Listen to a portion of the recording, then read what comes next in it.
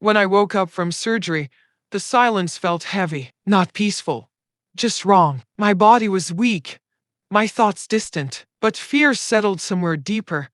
I stared at the ceiling, knowing something had changed. I had trusted them while I was unconscious. My husband, his family, my home. I went into surgery scared, but hopeful, believing they would protect my place, believing I was safe.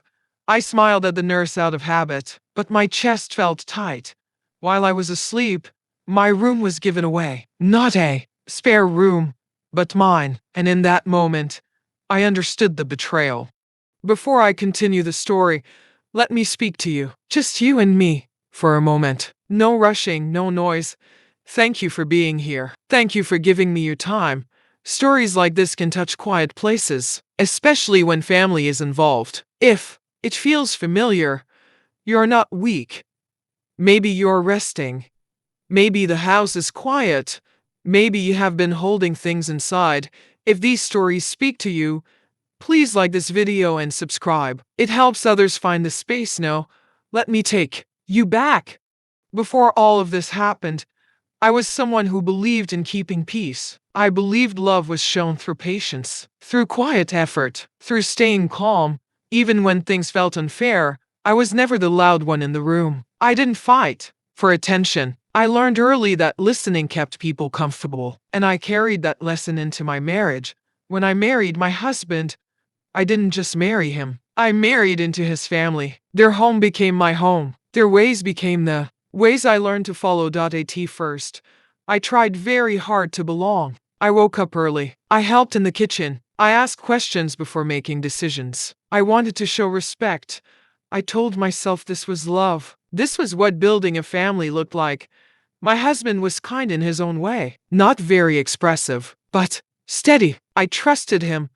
I believed that if I stayed loyal and patient, everything would work out. The house was always busy. People coming and going, voices filling the rooms. I learned to make myself useful instead of visible.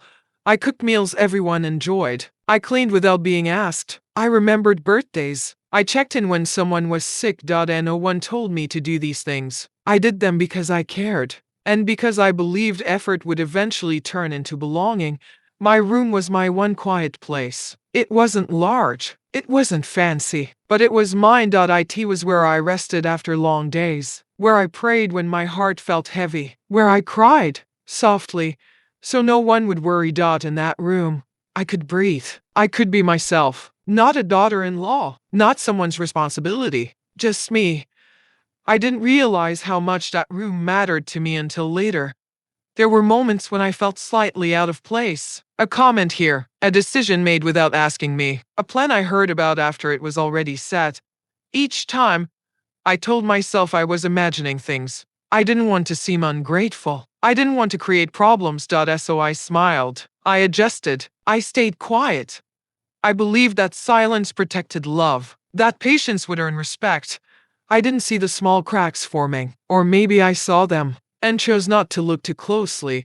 I trusted that my husband would speak up if needed. I trusted that family meant safety, that when it mattered most, I would be considered.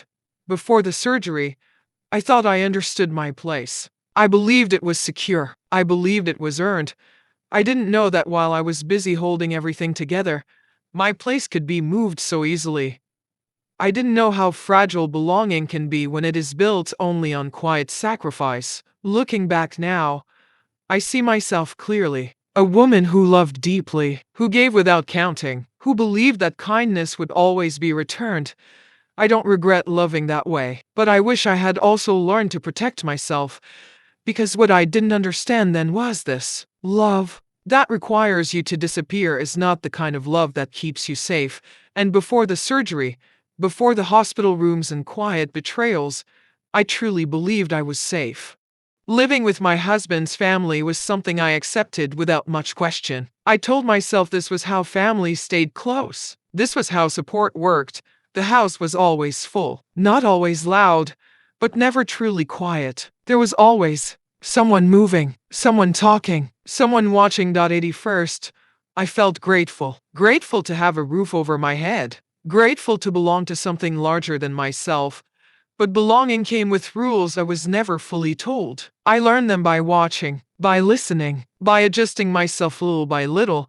I learned when to speak and when to stay silent. I learned how much space I was allowed to take most days. I stayed busy. Busy meant useful. Useful meant accepted. I helped in the kitchen, even when I was tired. I cleaned shared spaces before anyone asked. I tried to anticipate needs before they were spoken. And no one demanded this of me, but I felt the unspoken expectation. Sometimes I noticed small things, decisions made without me, conversations that stopped when I entered the room, plans I learned about later. Each time, I told myself not to take it personally. Families are complicated, I said. Everyone has habits.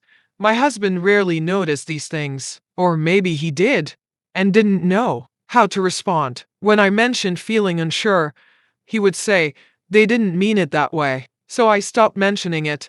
The house had many rooms, but only one felt like mine, my bedroom.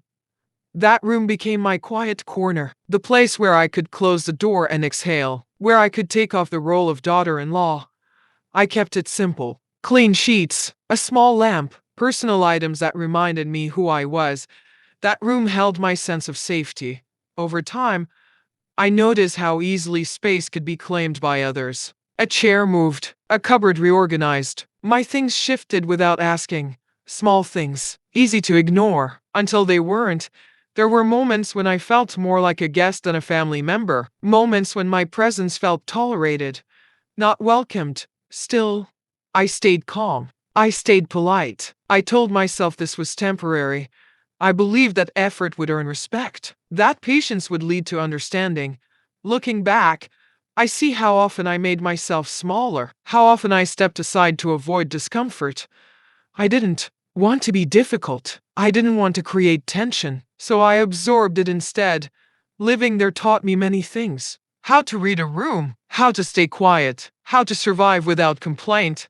But it also taught me something painful, that silence can slowly turn into erasure. At the time, I didn't recognize it as loss. I thought it was maturity, compromise, love. I didn't know that one day, the very space that helped me feel human would be taken from me while I couldn't even speak, and when that happened, it would make me question everything I had believed about family. The surgery didn't come suddenly. My body had been warning me for a while. Small pains at first, then discomfort that stayed longer than it should have. I tried to ignore it, like many women do. I told myself I was tired, that rest would fix it, but it didn't. Doctor visits followed, quiet conversations, tests that made my stomach feel tight, words spoken softly, but seriously. When they finally said I needed surgery, I nodded. I didn't cry. I didn't panic. I just felt very still inside. Surgery is a strange thing. You hand your body over to strangers. You trust people you barely know, and you hope everything will be okay. What scared me most wasn't the pain. It was the helplessness. I knew there would be hours where I wouldn't be awake, hours where I couldn't speak, hours where I couldn't protect myself. That thought stayed with me. Before the surgery, I tried to prepare quietly. I folded my clothes neatly. I cleaned my room. I put personal things away, just in case. I didn't know why I did that. Maybe a part of me sensed something. Maybe I just wanted order before uncertainty. The night before the surgery, I didn't sleep much. The house was quiet. Everyone had gone to bed. I sat on the edge of my bed for a long time. I touched the walls lightly. I looked around the room that had become my refuge.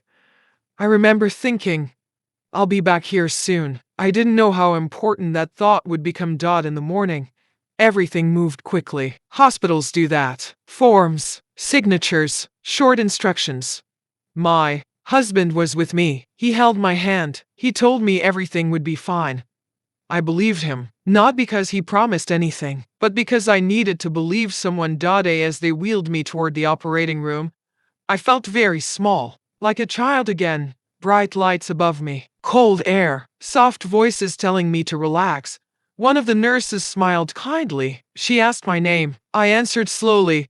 Then came the moment where everything faded, where I lost control completely. That is the moment when trust matters most. While I was unconscious, my body opened on an operating table. My life continued without me. Decisions were made, choices were taken.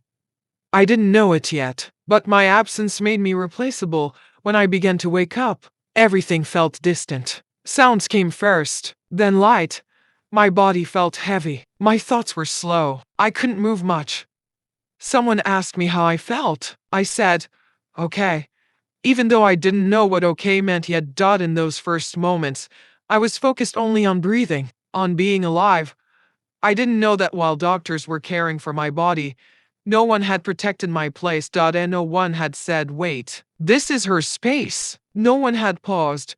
While I was fighting to wake up, my room was already being emptied. At that time, I still believed in the people waiting outside. I believed they would look after things, after me. That belief made what came later hurt even more. The surgery itself was successful. That's what they told me. My body would heal. But there are wounds surgery cannot touch. Lying there, weak and dependent, I didn't know yet that I would soon wake up to a different home, a different understanding of my place. I went into surgery trusting completely. I came out realizing trust does not always protect you, and that realization didn't come with painkillers. When I finally came home from the hospital, my body was still weak. Every step felt heavy. Every breath needed effort. I wasn't thinking about anything big. I just wanted to lie down. I wanted my bed. I wanted my room. Home should feel safe after surgery. It should feel familiar, comforting.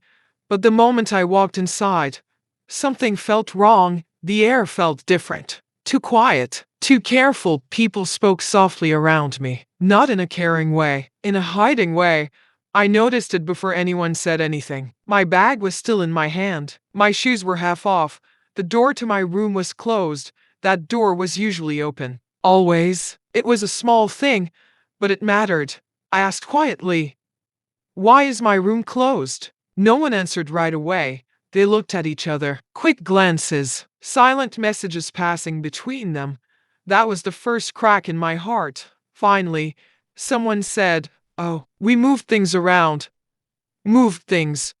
Such a small sentence. Such a big lie. My husband avoided my eyes. That hurt more than the words. I walked slowly toward the door. My legs shook, not from pain alone, from fear. When the door opened, I didn't recognize my room. My bed was gone. My lamp was gone. My chair was gone. Even my curtains had been changed. It felt like walking into a stranger's space, like I had entered the wrong house. Someone else's bags were there, someone else's clothes, someone else's life. I stood there silent. And no one explained. No one apologized. Finally, I whispered, where are my things? They told me they had packed them, put them away, somewhere. Somewhere. That word echoed inside me. Then came the sentence that broke me. We needed the room. Not asked, not borrowed. Needed. I was still dizzy, still healing, still not strong enough to stand for long. And yet, my place had been decided without me. While I was unconscious, while my body was open on a table, while I trusted them, they chose convenience over compassion. I wanted to ask questions, so many questions. Who decided this? When? Why didn't anyone wait? But my mouth stayed closed. Shock does that. It steals your voice. I realized then that my absence had made me invisible. If I wasn't there, my space didn't belong to me anymore. They told me I could stay somewhere else. Another room. Temporary. Temporary. That word again. As if my place in that house had always been temporary. As if I was just passing through. I smiled. I don't know why. Maybe because crying would have hurt too much. Maybe because I didn't want to look weak. Inside, something collapsed. That room wasn't just a room. It was where I rested, where I cried quietly, where I felt like myself. And it was taken without a single conversation. Later that night, lying in a different bed, I stared at the ceiling. The sheets didn't smell like me. The walls didn't know me. I felt like a guest in my own life. What hurt most wasn't losing the room. It was learning how easily I was removed. And no one thought, she'll need this when she comes back. No one protected my space the way you Protect someone you love. That night, I understood something painful. Betrayal doesn't always come with shouting. Sometimes it comes quietly, with packed boxes, with closed doors, and it often comes when you're too weak to fight back. I fell asleep, feeling smaller than ever, not angry, just deeply sad. Because trust, once broken like that, never returns the same. After that night, the house felt different. Not louder, not colder, just heavier. Silence settled into the rooms, not the peaceful kind. The kind that presses on your chest. No one spoke about what happened. Not the next morning. Not the day after. It was as if my room had never been mine. As if the change was always meant to be. I moved slowly through the house. Still healing. Still sore. People greeted me politely. Kind smiles. Careful voices. But no one asked how I felt. I didn't bring it up either. I didn't know how. What do you say when something is taken from you and everyone pretends it was normal? I started keeping my thoughts inside. They felt safer there. At meals, I sat quietly. I listened more than I spoke. I smiled when expected. Inside, I felt distant, like I was watching myself from far away. My husband noticed something was wrong. I could see it in his eyes. One night, he asked softly, "Are you okay?" I paused before answering. I didn't want to accuse. I didn't want to fight. "I'm just tired." I said. It was true, but not the whole truth. Tired of pretending. Tired of adjusting. Tired of being invisible. Days passed. Then weeks. I healed physically, but something else stayed broken. I no longer felt safe sharing my feelings. Not in that house. I learned to measure my words, to choose silence over honesty. Sometimes I would stand near my old room. Just for a moment, the door stayed closed. Not my door anymore. I wondered if anyone noticed my absence from that space. If anyone felt a loss at all. They didn't. That realization hurt more than anger ever could. Silence became my shield, and also my prison. I stopped expecting understanding. Expectations only lead to disappointment. Instead, I focused on surviving. One day at a time, I reminded myself that peace doesn't always come from fairness. Sometimes it comes from letting go. But letting go felt like giving up pieces of myself. At night, I replayed everything in my head. The surgery, the packed room, the closed door. I asked myself if I had missed signs before. If this was always coming, maybe I had been too quiet, too accommodating, or maybe kindness was never meant to protect me there. I didn't cry loudly. I cried quietly, into pillows, into silence. I didn't want anyone to hear, because pain feels heavier when no one acknowledges it. The silence after betrayal is strange. It doesn't scream. It doesn't accuse. It just sits beside you, day after day, and slowly. It teaches you something, that some wounds don't bleed. They just change who you are. I wasn't angry. I wasn't planning revenge. I was grieving. Grieving a sense of belonging I thought I had. And grief needs time, even when no one else sees it. The days after Christmas were quiet. Not peaceful, just quiet. The house felt the same. The rooms, the furniture, even the walls. Everything looked the same, but it felt different to me. I moved slowly through my day. Every step careful, every breath measured, like I was learning how to exist again.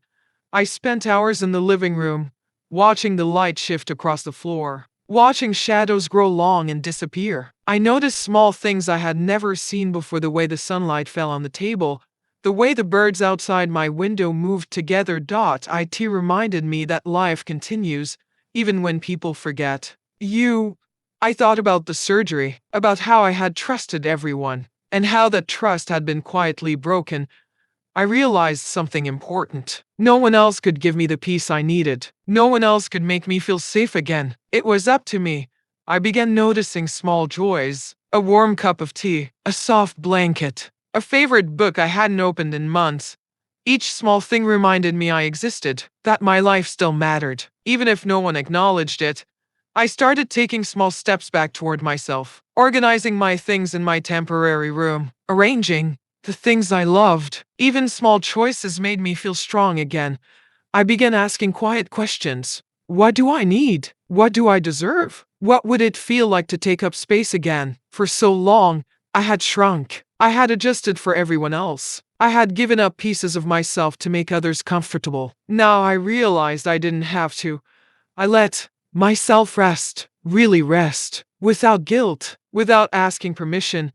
I also began to forgive myself. Forgive myself for trusting too easily, for hoping too much, for believing that kindness alone could protect me, because forgiveness is not about them. It's about freeing yourself. It's about taking your heart back, slowly. I started participating in family life again, but differently, calmer, quieter, present, but not desperate for recognition. I notice how much strength there is in being unseen and still choosing to love. Sometimes I would think about my room, still packed away somewhere, still not returned, and I didn't let it hurt me anymore. Instead, I reminded myself, my strength is not in the room. It is in my heart. It is in my choices. It is in my awareness. That realization was freeing because I understood that life does not always give you what you expect, and that sometimes the people you trust most can fail you, but peace exists quietly within you. Even when the world forgets, I smiled softly, just for me, because I knew I was learning something important. I could survive betrayal. I could heal. I could exist fully. Even without permission, I began to take small joys in my daily life again. Morning sunlight through the kitchen window, the smell of freshly baked bread, a quiet chat with my son.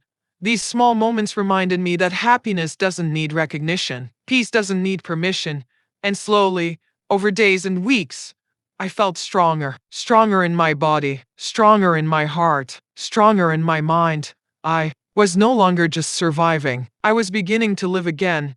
Because life is not about the spaces we lose, or the people who fail us. It's about how we find ourselves in the quiet moments afterward.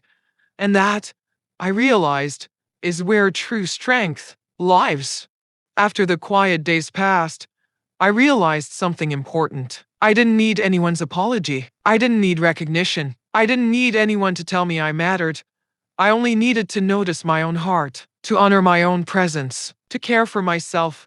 That was a hard lesson to learn, because I had spent so many years giving love, giving effort, giving attention, always expecting quietly that it would be returned, but sometimes it isn't. And that's not the end of you. I began small, a cup of tea, a book I had wanted to finish, a walk in the sunlight. I let myself enjoy these things, even though no one else acknowledged them.